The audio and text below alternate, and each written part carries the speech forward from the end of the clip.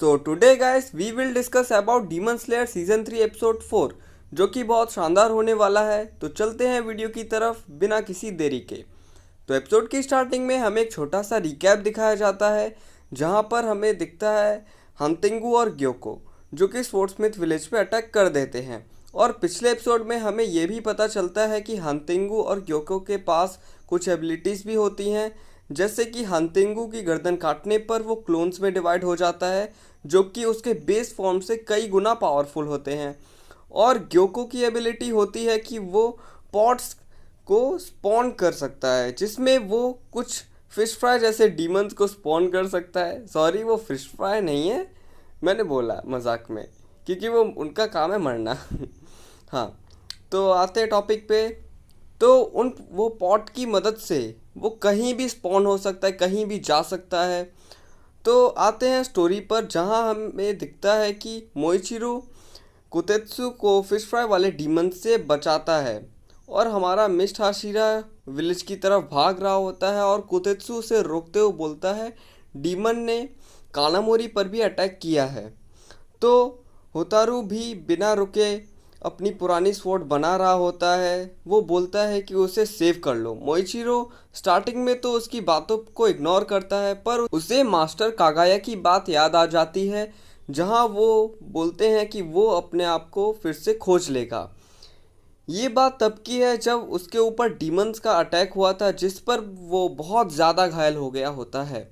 Master भी उसे बोलते हैं कि तुम बस अभी ज़िंदा रहने पर फोकस करो और एक सलाह भी देते हैं कि तुम कोई भी काम को इम्पोर्टेंस दो जिससे तुम्हारी याददाश्त जल्दी आ जाएगी।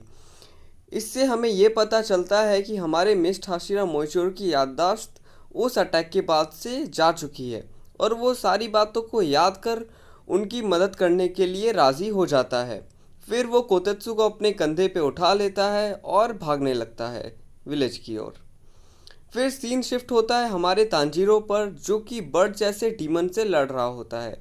वो डीमन तांजीरो पर सोनिक अटैक्स करता है, साथ में अपने नेल से उसे घायल भी कर रहा होता है। फिर वो बर्ड जैसा डीमन उस पर अटैक करने आता ही है, तभी तांजीरो एक उसके एक सिर को काट देता है। एक क्या, एक ही तो सिर था। फिर वो इंस्टेंटली जुड़ जाता है। फिर वो मन ही मन में बोलता है नज़ुको और गेन्या जिंदा रहना।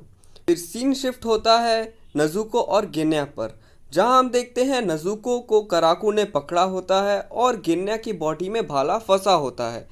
फिर यहाँ पर एक शानदार फाइट शुरू होती है। यहाँ पर हम देखते हैं गेन्या के कुछ शानदार मूव्स एंड सीन दिखाया जाता है कि वह वो लोग मिलकर गेन्या को मारकर एक रूम में फेंक देते हैं।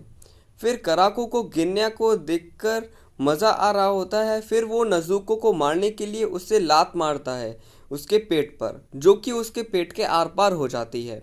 ये देखकर मुझे बहुत ज़्यादा गुस्सा आया सच में। हम देखते हैं कि वो नज़ुको का हाथ उखाड़ने वाला होता है कि नज़ुको उसे एक किक करती है जिससे उसका हेड पूरा फट जाता है।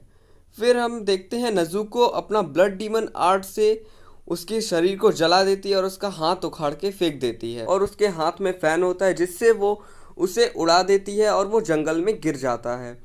फिर वो नज़ुको सेकिडो को भी सेम तरीके से उड़ाने की कोशिश करती है, पर वो अपनी छड़ी नज़ुको की गर्दन में फंसा देता है और उसे करंट देने लगता है। तब आता है तांजीरो जो कि उस उड़ने वाले डीमन के सहारे से वो नज़ुको की जगह पहुंच जाता है। फिर यहाँ दूसरी सीन पे हमें दिखता है कि गेन्या अभी ज़िंदा है और हमें यहाँ पर और एक फ़ाइट देखने को मिलती है जिसमें तांजीरो सेकिडो से लड़ रहा होता है। वहाँ पर नज़ुको अपने ब्लड डीमन आर्ट से सेकिडो को जला देती है।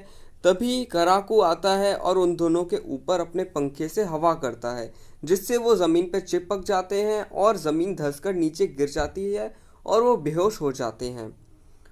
और यहाँ पर हमें लास्ट में दिखती है मित्सुरी जो कि अपने क्रो के साथ विलेज की तरफ भाग रही होती है और यहाँ पर एपिसोड ख़त्म हो जाता है। तो कैसी लगी आज की वीडियो कमेंट ज़रूर करना। तब तक के लिए गुड बाय।